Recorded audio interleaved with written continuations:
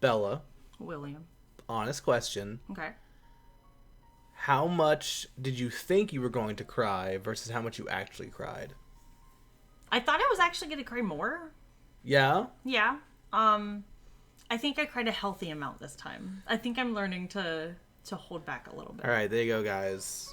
No need to watch the rest. Toy Story 4, healthy amount of crying. Healthy amount of crying. The end. What about you? Did you think you were gonna cry? Did you think you would at least like mist up? And... I cried more than I thought, Yeah. but Any crying is Hi, more everybody. than I think Will can cry. hello, everyone. Good evening, wherever you are. I'm Will Wodog. I'm Bella Bella Bears. Bella's also Bella. My name is just a bunch of my names over and over again. And we watched Toy Story 4 earlier today. In a decently like not full theater, Well, we watched it at like 10:30 in the morning. which is perfect. on a Tuesday. I know. There were kids in the theater, but they were well behaved For the most part. This isn't a kid's movie anyway. This is a movie for me! This is my legacy. This is my life! Okay. Okay, my question to you then is like somebody who like a kid, new generation, hasn't seen the Toy Story movies or didn't grow up with them. How would you think they could approach this movie, and do you think they would still love it as much as we did? I think this movie's good for kids. Yeah. It's fine. See, this is what I think the Toy Story movies are, and the majority of Pixar movies are. Yeah. They are, so most, like, kids' movies, or animated kids' movies, are just, like, turn them on to shut it up. Right. Only, instead of having just, like, nonsense, it has, like, stuff to, like, capture the parents. Right. And the older people watching. Yeah, like the dialogue's clever. The details in the animation are incredible in this movie. So before we get into that, though, Yeah. there are lots of misgivings about this movie. Yeah. Particularly in just its existence. Right, yeah. When it was announced, there was a ripple through the Disney Pixar fan base. Just like, no, I don't want this. That we were afraid, honestly. We were afraid that they were Icarus flying close to the sun and It's that because it was getting too Toy big. Story as a series is one that has only gotten better, and every single one are all like A+ category. Yeah. Alright, so before you listen to any more of this, is Toy Story 4 good? Yeah. Yes. Is it on par with the others? Better. Also, yes. Yeah. So, if you just want assurance of whether or not it's worth your time, It's 100%. worth your time. Go see it. Turn off this video. Go buy a Senior Monday ticket, even though you're 26. They do not check. They don't. They don't check. care. It's only $5. Go see it. Yeah, they really don't care. Anyway, that being said, Yeah, spoiler zone. yeah, basically, after this is spoilers. Bella, Yes, Will. my love, Yes. what did you think of the 4th Toy Story movie in the Toy Story cinematic universe? Oh, I hate the phrase Toy Story cinematic universe. It starts super emotional with a lot of feelings of betrayal and loss of purpose, and then a new purpose is created. So Bonnie, the little girl that all the toys belong to now, creates a new friend, Forky, who I believe everyone saw in the trailer. Yep.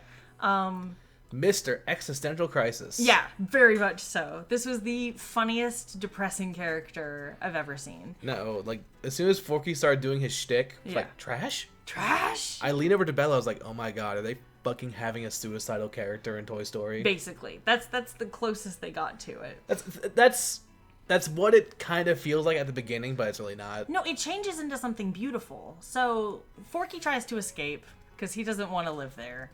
Because Woody he's trash. Woody goes after him, trying to bring him back. Like, no, you're important. Bonnie made you. You're her toy. Your name is on the bottom of your popsicle sticks. Like, you exist for a reason, and it is noble to be a part of a child's life. And he talks to Forky about his life with Andy and all of his friends and figuring out who he was, and, you know, cute little walking montage where Forky asks him to carry him. Carry me? No. Carry me? No. But just broad strokes, how do you feel about it? It's beautiful. It has a really nice emotional arc. I already said, like, the detail on the animation is fantastic.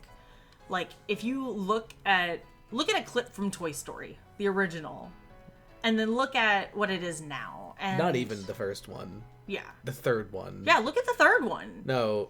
Look at the busy action scenes in the third one, or look at the airport scenes in the second one, and then look at this movie and tell me we're not light years ahead of where we were animation-wise. Lightyear. Buzz Lightyear's ahead. That wasn't purposeful. That was good. I think this is a really beautiful arc for Woody, and I like that they focused on just Woody and Forky and Bonnie. Like, I think that is the big thing. It was so smart. That's the big thing about this movie, is more so than kind of any other Toy Story. Yeah. It is Woody's movie. It is Woody's movie. It's his finale. It is Woody's finale. Yeah. What was your favorite part? Or did you have a favorite, like, oh, this is the scene that's, like, changing things for me. This is I'll just say I did love it. Yeah. I thought it was extremely high quality. Yeah. The thing A+. The thing I have been saying to everybody is, you know what? I never, in terms of just visuals, just pure visuals, I never thought I would see a day where there was a film that came out that made Toy Story 3 look like bullshit. Yeah. But yeah, how can one series? But here we are. How can one series keep topping itself? Like, yeah. So why did we lose faith? We were. I don't think anyone lost faith. I just thought Toy Story 3 was so, like, perfect. Yeah, they thought, oh, perfect ending. You don't need to do anything. But I think you had said one of the writers said it was like an epilogue. Yeah. And that's a perfect description for this movie. But, bruh, this is the fourth one in, like, 30 years. Yeah. If they keep being this good, yeah, why would you stop? Right. So, I really liked it. Like I said, it is about Woody, and that is the strength of this movie. Mm-hmm. It, because usually Toy Story is about a big entourage of characters. Right. And everyone is here. And everyone, but like, it contributes. Focuses on Woody. Yeah. Which is good, because he's, like, one of the seminal characters. Oh, yeah. But, Bo Peep is given a really nice character, because we didn't really Bo get Peep anything. is basically a completely different character. Well, we didn't have anything for her before. It's true. She had, like... She was just Woody's girlfriend or love interest. Now it really is. Just, you know, the sassy farm girl with 5 lines of dialogue. That's it. Yeah. So I really enjoyed that she got a very independent, fiery streak to her. She's become a lost toy, but she loves it. She's like... Her life is just playing Fallout. Yeah, she's playing Fallout in Giant Land. That's exactly it. Like, she's created this RC skunk that she rides around in. She has her 3 little sheep all together. Billy Goat and Gruff. Billy Goat and Gruff, the ladies. This tiny little Polly Pocket looking cop. Oh my god, Polly Pocket. So fucking adorable. Like, she's got her own family and her own stories and her own history, and even though we don't get to, like, deep dive into it, we touch on it enough that her story's fascinating, and it shows Woody this life outside of everything that he's known, and that he doesn't only have the one job. He doesn't have the one purpose. So the main point of this, so like we said, it is a character study of Woody. Yeah. And it's essentially, during Andy, Woody was the guy in charge. Yeah. Even after, like, Buzz was his favorite toy for a little bit, right. Woody was still, like, in charge of the group, and he always directed everybody. So at the beginning of the movie, we see him as kind of like a secondary... He's a failing captain. Yeah, because now Dolly is kind of the one in charge. There was a mutiny! Yeah, so... And it's not so much that Bonnie doesn't like Woody. She's just gravitating to other toys. Right. She's scared. She's going to kindergarten. Yeah. She's nervous. And Woody is, like, missing his purpose. Yeah. Which kind of mirrors what happened to him in Toy Story 1. Yeah. but there, instead of just losing being the favorite toy, he's like losing the whole job. Basically. Yeah, it's like where in Toy Story 1, his like crisis was externalized toward Buzz. Right. In this one, he's internalizing it towards like himself and what he needs to be to somebody. Right. I want to re-ask you the favorite scene question, because one of mine concerns our quote-unquote villain character, Gabby Gabby, who is a doll from the 50s with a pull cord string and a horde of like marionettes, Slappy the ventriloquist dummies that are fucking horrifying. That is my nightmare, and I hate that they scuttle and their heads are too heavy and they just kind of flop around. I don't like them at all. Yeah, they don't even talk. They just like I hate it. Gabby Gabby is a brilliant villain, and the moment that the adult audience click as to what her plan is, because she meets Woody, asks him how old he is, like, when were you made? And, oh, you have a pull string too. You have a voice box. And his works perfectly. Hers is broken. And then, no, as soon as like they start talking about that, I'm like, bruh, is she gonna cannibalize Woody? Basically, yeah. We were both like, oh my god, she's gonna steal his voice. But then they really get into it, and like everything changes from that moment on.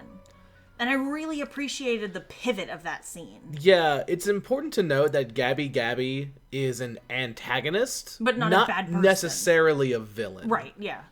If she's a villain, she's a very sad and sympathetic one. Yeah, she's very sympathetic. Like, more so than crazy-ass Loki and Thor. Like, she's kind of, in a way, the opposite of Woody. Yeah. They're kind of mirrored in a way. He's lived the life that she wants to have.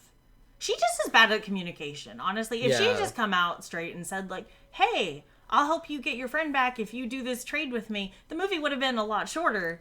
But, you know, I think everyone would have been less scared and frantic in the end. So do you just want to, like, linearly go through the movie? We can bounce back and forth a little bit, yeah. So, we mentioned, you know, Bonnie made Forky. Forky gets lost. Woody goes after him. While he's going after them, the family's on an RV road trip. Before Bonnie goes to kindergarten. Yeah.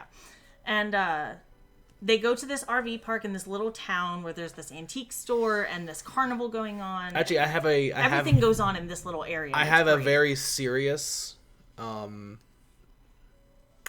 with this movie. Okay. Upon thinking about it. Okay. You having mentioned the family. The dad. I love the dad. The dad is not nearly as hot as the dad from Inside Out. I never saw Inside Out. Inside Out is a hot dad.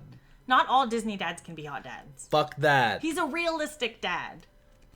No. He's a nice, happy... I demand it. He's a nice, happy dad bod. Anyway, go on. So, Woody and Forky are walking past this antique store, and he sees Bo Peep's lamp that she used to stand on. And so he's thinking, oh, shit, my friend might be in there. And he gets really curious. He's like, Forky, we'll go to Bonnie in just a minute. We have time. Like, they haven't even woken up yet in the RV park. Like, let's just pop in here and see what's going on. He enters this antique store. And honestly, guys, like, I want to go back and watch it again just for the visuals in the antique store. Like, all the little Easter eggs, it's exactly like any, you know, thrift store, antique store that you'd find in some country old town. It's fascinating, and there's stuff in every corner, and there's dust bunnies, and there's a cat, and he does find Bo Peep, but he also finds Gabby Gabby, and who's like, yo mate, that's a nice voice box you got there. Yeah, mind if I take it from you? Yeah. Her whole thing, which is made clearer in a more sympathetic way later, is that she's never had a family, and she's been watching this one little girl. She was defective. Yeah, she was born with a bad voice box, basically. And she's been watching the granddaughter of the woman who owns the antique store come in and play with all the toys and hang out there, and she's like, I need to be with this girl. But I need to have a family. She doesn't want to try because she thinks she's imperfect. Yeah. She's like, I'm never going to catch this kid's attention with my voice box. I'm never going to be able to tell her I love her. Like, there's no point in me trying. I'm afraid to fail. Right. that wasn't communicated well, and it made her look real scary for a while. So she takes Forky captive. And Woody gets away with Bo Peep, and then they try to formulate a plan, because they can't leave Forky behind. Like, yeah, he's kind of a trash creature, and he's learning how to be a toy instead of trash. All the while... So, Gabby, and Forky do talk to each other. Yeah, they have really good talks. They have a good back and forth. She teaches him a lot about... She teaches him genuine things, and he teaches her genuine things. Yeah. And all the while, Woody is catching up with Bo Peep. Yeah. And, they are instantly clicking back together. Right. He's kind of scandalized at her life. Like, he's so old-fashioned and, like, a toy should be with a kid. Yeah. Like, you should just be with a kid forever. And she's like... Look at this playground. Look at this park. Look at all of these kids. Look at my freedom. Yeah, look at my freedom. I can travel the world, and nobody would ever stop me or suspect me or anything. And Woody is, like, hard set, like... I gotta get back. I gotta get back to Bonnie. She needs me. His purpose is to his kid. Yeah. And it's one of those things where he's, like, so... dead set on it. Yeah. It's self-deluding, and it's kind of sad, but, like... Yeah, because... He hasn't figured it out yet. That bit of him hasn't clicked that, like, the job isn't over, necessarily. It just changes. And also, while it's doing this, the other toys are buying time. Yeah. They're all stalling. While Buzz goes to look out. Okay, best part...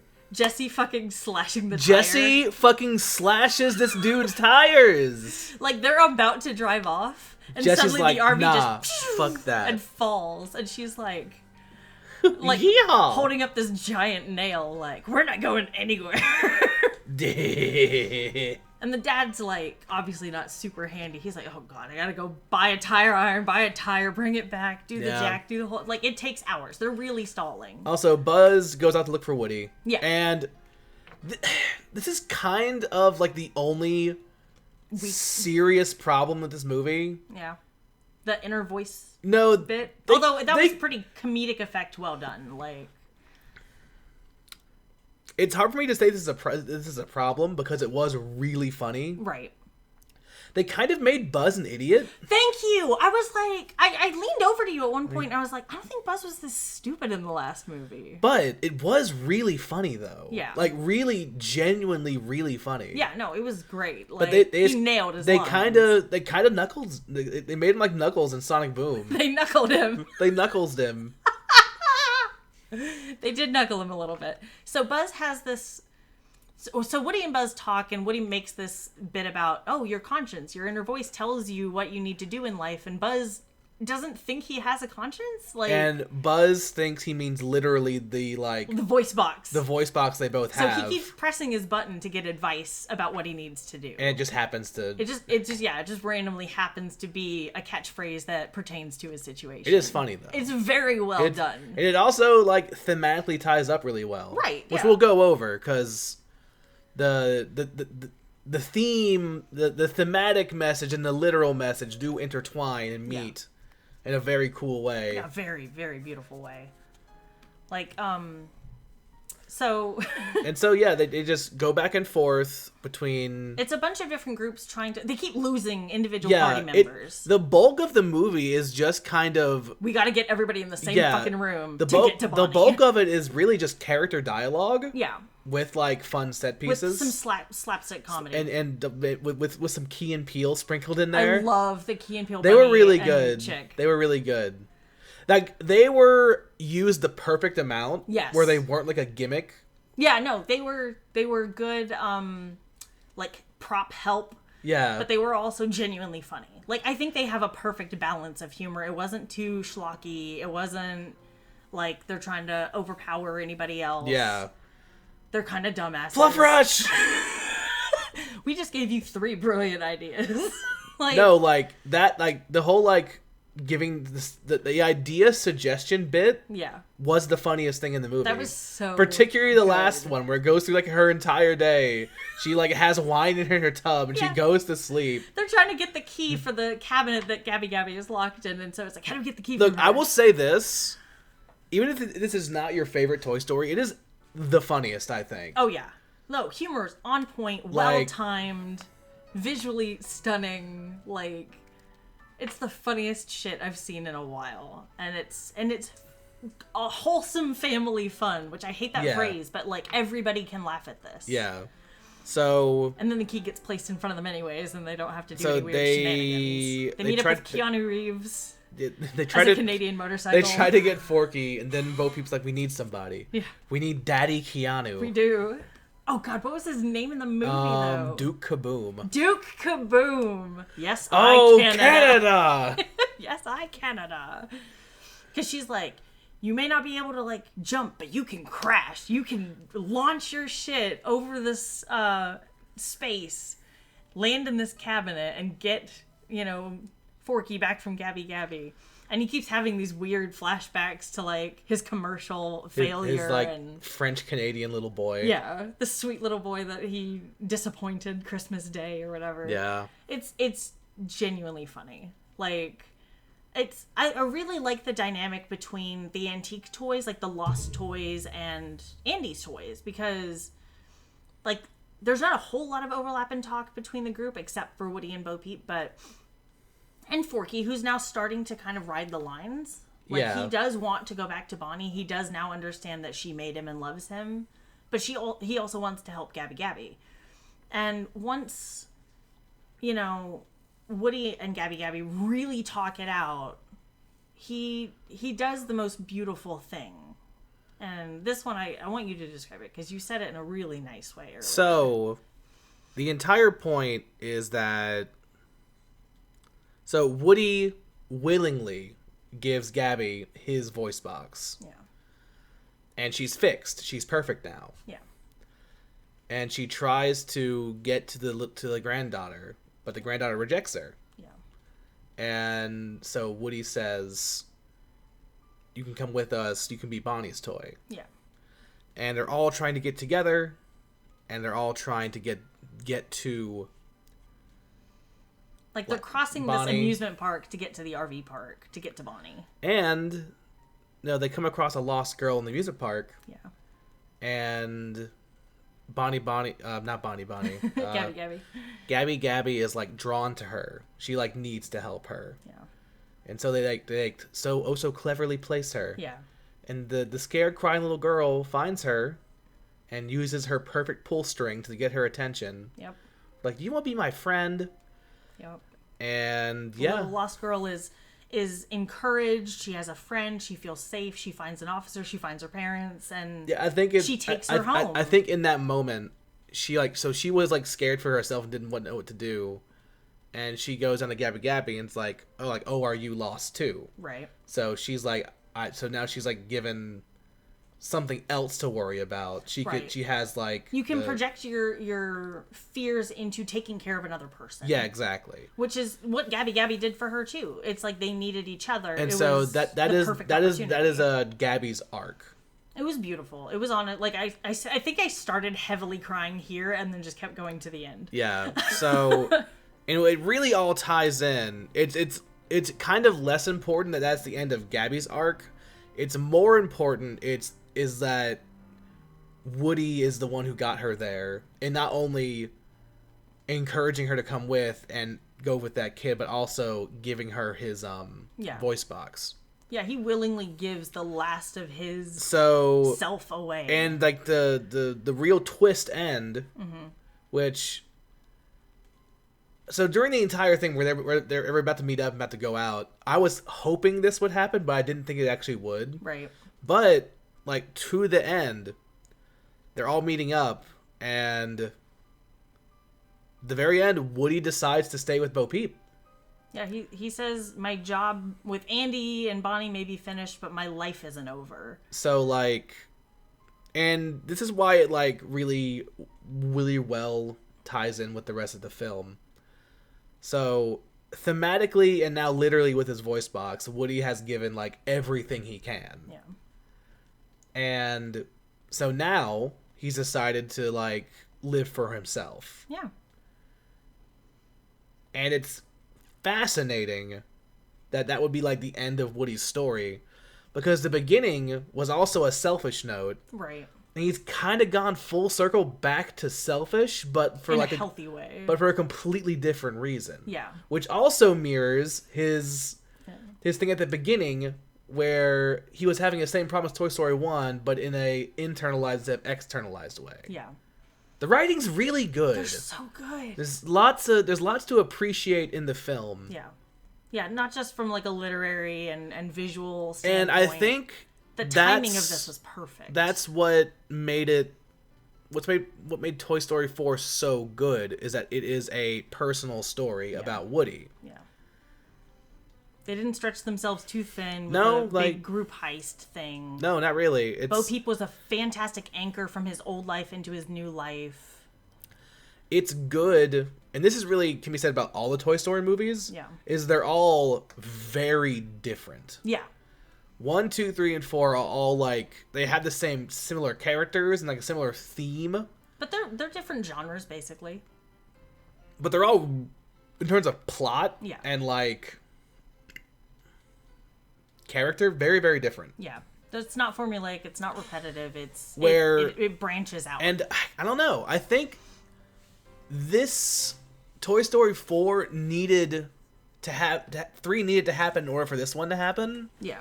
Because like 3 was like the supposed big finale, the end of Andy, so it had to be big. Right. It had to be a lot of things that had to be big and like a big emotion. And then after that, they could like go back down and have this like really small, reserved story that's just about Woody. Right. And I think that's what I love most about it. It's a very small story. It's a very like not. I don't want to say not a lot happens. It's not super complicated. It's simple. Yeah. And it's like it's easy to follow and it's heartwarming. They successfully from a series that's been revved up to being like, oh, there's Toy Story 2, there's more toys. Now there's even more toys. They've successfully brought it back down to like simple stakes and a simple story about mainly one character and his love interest. Yeah. Without sacrificing any quality. Yeah. So it like bravo. It's amazing. Yeah. The series as a whole is like, fuck, come on. Right. And I don't know. What did you say? This was their big dick movie? No, I think that's what Toy Story is for Pixar. Because I've been noticing recently that there's been lots of like lost faith in Pixar. Yeah, there's been a lot of like hot flash in the pan kind of movies that's like, let's just make some money. Because let's get the celebrity of the month. They do have good movies. Inside Out was good. Yeah. But they aren't as like consistently incredible. Right. So I think this is kind of their like. This is their baby. Sometimes if this is their love story to the audience. Sometimes if the people are waning, you need to remind them who wears the crown. Yeah.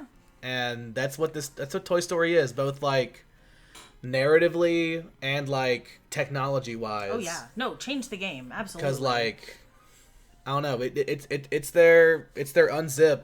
Yeah. Here's the big dick, guys.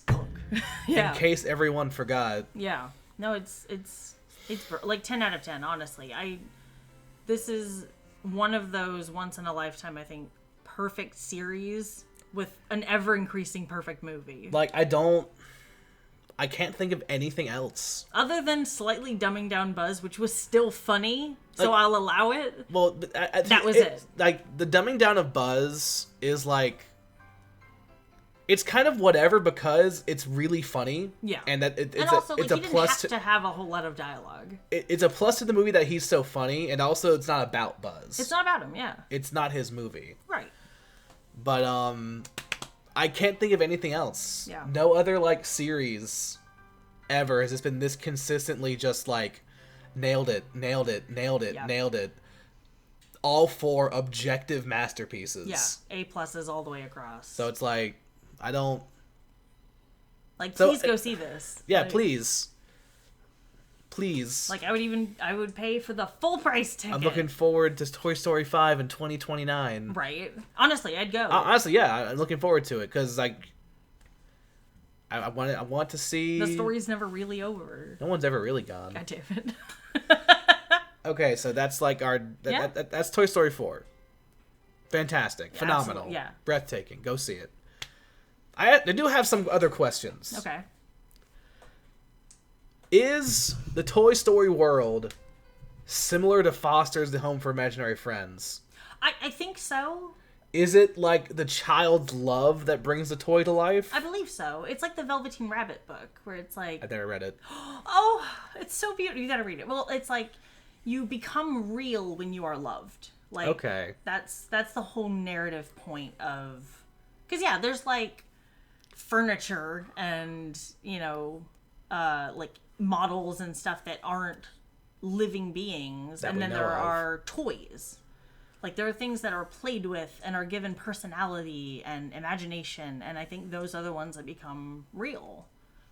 Like, Bonnie loved this fork creature that she created because she was so scared she needed a friend. Like, she brought him to life with her love Yeah. and her need for his existence. Yeah. Trash. Now, Foster's is kind of freaky, though, because you can eat some of them. Oh yeah, pizza. How do you? I love you. Ah! Yeah, like, and also just the awareness of, like, the Yeah. whole world. Like, I don't know. I think people have always had those thoughts growing up, like, that wasn't there when I left it, or Right. I wonder if my stuff's all talking shit about me behind my back. And, you know, it leaves a really good feeling of, like, those little magical coincidences in life and, like, the day-to-day, that something like that could be happening because of these toys. It's really cool. It's a really cool concept. Okay, Bella. Give me a power ranking Over 9,000. of the Toy Story films from, like, I guess worst to best. And, Although like, in I terms of- don't want to use the word worst. Right. I would say in terms of Your least emotional your tug. least to most favorite. Okay, least to most favorite is probably honestly 3, 1, 2, 4. So you put 4 on top. Yeah. Okay. This was beautiful. Like, and it's standalone enough. Like, if you don't know anything about Toy Story, you can still get everything from context clues. Right. You could walk into this movie and still walk out crying. See, that's what works because it's about Woody. Yeah. All you need to know is this is Woody. Yeah. And It's a love letter to And his he loves his character. job, Yeah. but he's not retired. And everyone's gotta just appreciate that stuff moves on. I would say 1, 2, 4, 3 Okay. would be mine. Oh, I would still say 3 is my favorite. okay. Well, yeah, and there's some, like, some little quirks and stuff that makes things a favorite that you can't really Yeah. explain. But I don't know, man. It's which of these 4 flawless diamonds do you like best? Right. It's okay. I'll just pick this one I'll just today. I'll just pick one today. I I don't know. We'll just rotate our favorites. But Genuinely brilliant series, Yeah. brilliant movie. John Lasseter had nothing to do with it, so good job. Like, can Randy Newman survive another 10 years for another Toy Story? we will just make him pre-record all music. Just like, hey, here's the themes we want to hit. Make a song. We're just gonna mass produce Randy Newman's. Right. It's a whole team of Larry Birds. Oh God. Guys, please go see this movie, and thanks for Defo. listening. Defo go see it. Bye guys.